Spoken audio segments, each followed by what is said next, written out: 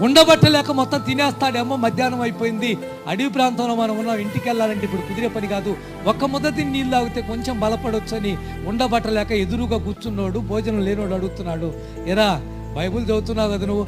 చదువుతున్నా. ప్రార్థనకి వెళ్తున్నావు కదా నువ్వు? వెళ్తున్నా. మరి వాక్యం తెలుసు కదా? తెలుసు.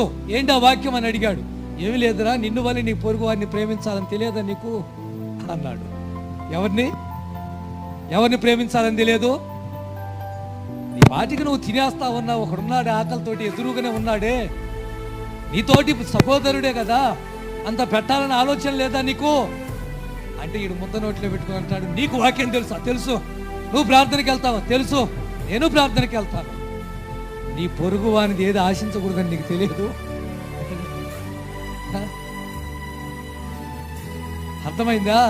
వాక్యము రెండంచుల ఖడ్గం, అది ఇటువైపు అటువైపు రెండు వైపులు